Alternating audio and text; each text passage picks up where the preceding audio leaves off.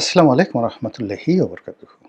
সম্মানিত দর্শক, নির্বাচনের আগের ৩টি গুরুত্বপূর্ণ দিন, অর্থাৎ নির্বাচন যদি ১১ তারিখে হয়, তাহলে আমি ৯, ৮, ৭ এই ৩ দিনের সম্ভাব্য কিছু ঘটনা বলি এবং এই ৩ দিনের আগে পরের কিছু ঘটনা বলি, যা কিনা সম্ভাব্য হতে পারে আবার নাও হতে পারে।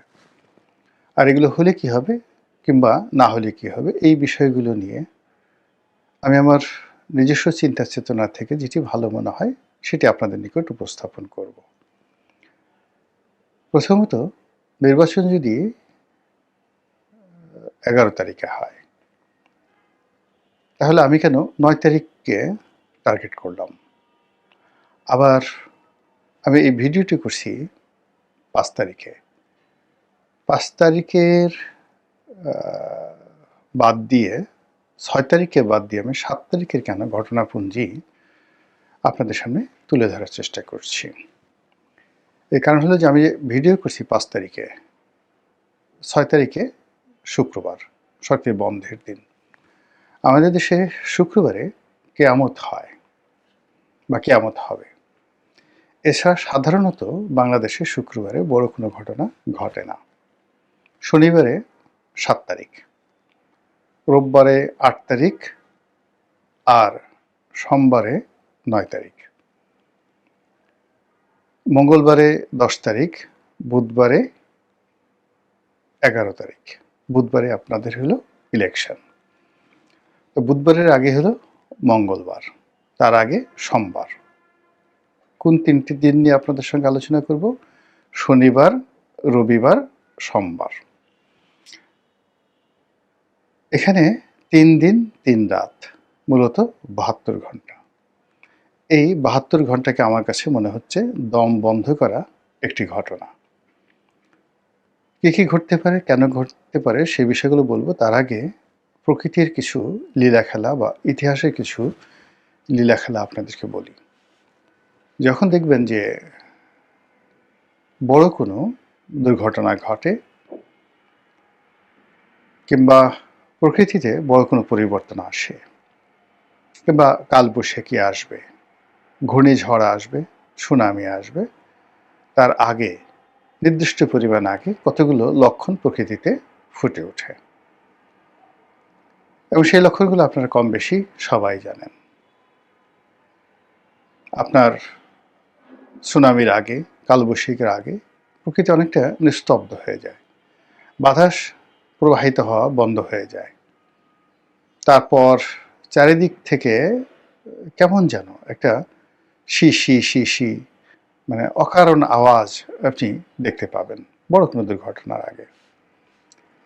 তো সেই দিক থেকে যদি ১১ তারিখে খুব ভালো একটি নির্বাচন হয়, আপনি চারিদিকে একটা মুখরিত অবস্থা দেখতে পাবেন, গুনগুন গুনগুন আওয়াজ, প্রকৃতিতে একটি সঙ্গীত, এবং এই সঙ্গীতটা বাজতে থাকবে এই শনিবার থেকে, শনি, রবি, সোমবার, এবং সেই সঙ্গীত কেউ থামাতে পারবে না।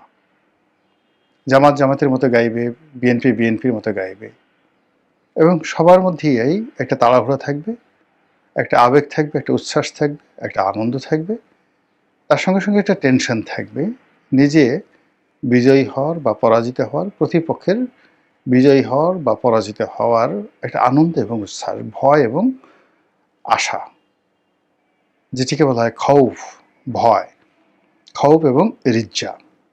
এই দুটো জিনিসের একটা সমন্বয় ঘটতে থাকবে।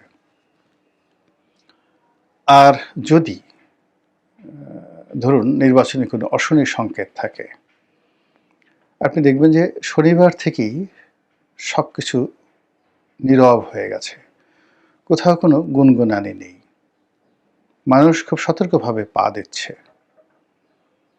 আর রাস্তাঘাটে চলাফেরা ভীষণ রকম কমে গেছে।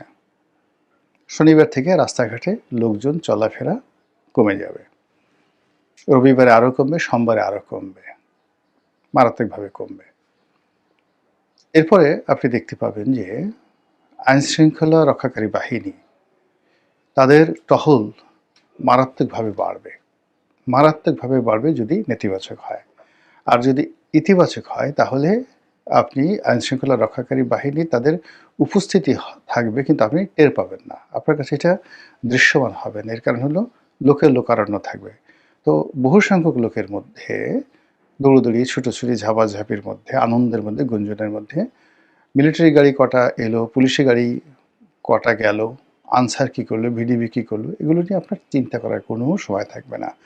ঘরে ঘরে ঘরে ঘরে প্রার্থীদের যারা লোকজন রয়েছে শেষ সময়টাতে তাদের অত্যাচারে আপনি অতিষ্ঠ হয়ে পড়বেন। প্রত্যেকটা লোক আপনার ঘরে ঘরে যাবে। কিন্তু এর যদি বিপরীত ঘটনা কোনো কিছু হয়, ঘরে কেউ যাচ্ছে না। আপনি নিশ্চিত ঝিম মেরে থাকতে পারেন যে খবরাখবর আপনার জন্য ভালো হবে না। অন্য একটা বিষয় রয়েছে। সেই বিষয়টা হলো এই পৃথিবীতে মানুষের মুখ দিয়ে যা বের হয় প্রকৃতি তাই ঘটিয়ে দেয়। কখনো এমন কোনো ঘটনা ঘটেনি যে ঘটনা ঘটার পর সকল মানুষ আশ্চর্য হয়ে গেছে। যেমন ধরুন শেখ হাসিনার পতন হলো। বহু মানুষ বলেছে যে এর পতন হবে এবং তাকে পালিয়ে যেতে হবে। তো সে যখন নিজে শেখ হাসিনা এর দ্বারা কতটা প্রভাবিত হয়েছেন যে তিনি নিজে বলতে বাধ্য হয়েছেন তিনি পালাবেন না, তার আশেপাশের লোকজন তারা বলেছে যে পালাবে না, আওয়ামী লীগের অস্তিত্ব থাকবে না, আওয়ামী লীগের অফিস খোলার মতো কোনো লোক থাকবে না। বলেন তো এই কথাগুলো কি 2014 সন থেকে ঘাটে পথের সমস্ত মানুষ বলেনি? সবাই বলেছে এবং সেই ঘটনা ঘটে গেছে। বঙ্গবন্ধু মারা যাবেন, সপরিবারে নিহত হবেন, এটা না বললেও তিনি মারা যাবেন। তার মানে পরিষদ বর্গ, তার নিজের আত্মীয় স্বজন, বিশেষ করে তার ভাই, অন্যান্য যারা আছেন নিকট আত্মীয়, আমি নাম বললাম না, এদের অত্যাচারে, জুলুমে মানুষ অতিষ্ঠ ছিল, ভীষণ রকম অতিষ্ঠ ছিল। ফলে কি হলো, যে যার অবস্থান থেকে বলতেন যে সর্বনাশ ঘটবে, নির্বংশ হবে, অপঘাতে মারা যাবে। এই সমস্ত কথাবার্তা কিন্তু ৭৩ সন থেকেই বলা শুরু হয়েছিল। প্রকৃতিতে সেই ঘটনা ঘটে গেছে। জিয়া রহমানের ক্ষেত্রে প্রযোজ্য। জিয়া রহমানের ক্ষেত্রে একটার পর একটা মিলিটারি কু হলো, আর অন্য যে ঘটনাগুলো হলো, সবাই আফসোস করতো না জানি কখন মরে যায়। সেই ঘটনাই ঘটল। এরপরে অন্যান্য যারা আছে, প্রেসিডেন্টের সাথ, জিয়াউর রহমান সাহেব, তাদের কথা বাদ দেন, বেগম জিয়ার কথাই চিন্তা করেন। এখন বেগম জিয়ার যে রাজকীয় জীবন, সেই রাজকীয় জীবনের সঙ্গে তার যদি মৃত্যু, অনেক মানুষ জানাজায় হাজির হয়েছেন, কিন্তু মৃত্যু পূর্ব সময় তার যে নিঃসঙ্গতা, তার যে অসুখ, তার যে বিসুখ, তার যে কষ্ট, তার চোখের সামনে তার যে মনোবেদনা, সব কিছু তিনি একেবারে গাছ পাথর হয়ে গিয়েছিলেন, শোকে মুহ্যমান হয়ে গিয়েছিলেন। তো সেই মানুষটি মৃত্যুর আগে একবার দুইবার তিনি শুধু হেসেছিলেন শেখ হাসিনার পতনের পর। এই যে জীবনের ট্র্যাজেডি, এই ট্র্যাজেডির কারণটা কি? এই ট্র্যাজেডির কারণ আপনারা যদি খুঁজতে যান তাহলে অনেক কিছুই দেখতে পাবেন, বুঝতে পাবেন, যার ফলে আপনি একটা অনুসিদ্ধান্তে পৌঁছতে পারবেন যে এই পৃথিবীতে কোনো কিছুই আনটার্ন যায় না। আপনি যতটুক ভালো কাজ করবেন সে ভালো কাজের মূল্যায়নে পৃথিবী আপনাকে দেবে। শেখ হাসিনা যত ভালো কাজগুলো করেছেন আমরা বলছি, কিন্তু তার সঙ্গে সঙ্গে তার মন্দ কাজ যেগুলো হয়েছে, একটা মন্দ কাজের জন্য তিনি এই পৃথিবী থেকে শাস্তি না পেয়ে যাবেন না। এটাই পৃথিবীর নিয়ম। এখন তারেক রহমান সাহেব আছেন, শফিকুর রহমান সাহেব আছেন, ডক্টর মোহাম্মদ ইউনূস আছেন, এদের ক্ষেত্রে একই নিয়ম প্রযোজ্য। সেনাপ্রধান আছেন। গত ১৭ মাসে যা কিছু হয়েছে, এই যা কিছু হয়েছে এর মধ্যে কোন কথাগুলো সামনে চলে আসছে এবং যাকে বলা হয় বারবার মানুষ আলোচনা করছে। প্রথমত হলো মাস্টার মাইন্ড, এরপর হলো ম্যাটিকুলাস ডিজাইন, এরপরে হলো পুলিশ হত্যাকাণ্ড, থানা পোড়ানো। পক্ষে কিচ্ছু বলছে না, কিন্তু মানুষ এগুলো নিয়ে কথাবার্তা বলছে। তো মেটিকুলাস ডিজাইন, থানা পোড়ানো। এরপর হলো যাবে না, উনি যাবে না, এত সহজে ছাড়বে না। মানে এগুলো একজন দুজন নয়। যদি কেউ বলে থাকে যে উনি চলে যাবেন যথাসময়ে, উনি ভদ্রলোক মানুষ, এদের সংখ্যা যদি একজন হয়, উনি চলে যাবেন না, এদের সংখ্যা 1000 জন। তো এই যে উনি থাকবেন না, উনি চলে যাবেন, এরপর আসলো কি গুপ্ত শক্তি, জামাত ইসলামিক দলগুলো ক্ষমতায় আসবে। তারপর মেটিকুলাস ডিজাইনে ইলেকশন ইঞ্জিনিয়ারিং হবে, গুপ্ত শক্তি জাল ভোট দেবে। ফলাফল যে কি হবে, ভোট কেন্দ্রে যে কত লোক যাবে, এই বিষয়গুলো নিয়ে প্রতি মুহূর্তে লোকজন বিতর্ক করছে। এই বিতর্কের কারণে আপনারা ধরে নিতে পারেন যে গত 17 মাসে যে বিতর্কগুলো, যে কথাগুলো বহুবার উচ্চারিত হয়েছে, এই কথার বাইরে 11 তারিখে কিছুই হবে না, কখনো কিছু হবে না। মিরাকেল বলে কোনো কিছু হবে না। যা কিছু ঘটে তার আগে তার সব কিছু বর্তে থাকে, প্রকাশিত হতে থাকে, সেগুলো আওয়াজ তৈরি করতে থাকে, এবং সেই আওয়াজের একটা প্রতিফলন ঘটতে থাকে। যেমন ধরুন, সারপ্রাইজিংলি যে ঘটনাগুলো ঘটেছে, সেটা হলো 2014 সালের নির্বাচনের ফলাফল সারপ্রাইজিং।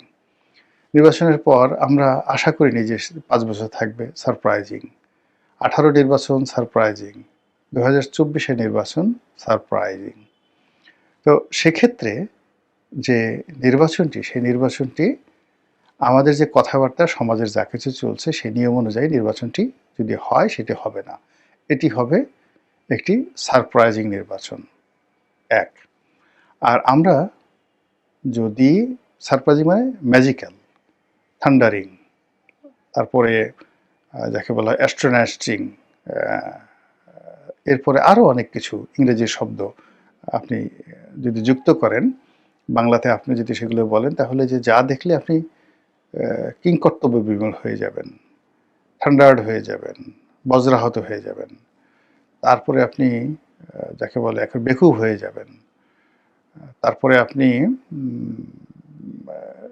যাকে বলা হয় এটা কি করে হলো, আফসোস করবেন। এই ধরনের নানা বাংলা শব্দ হতে পারে নির্বাচনের যে ফলাফল ইত্যাদি সব কিছু নিয়ে।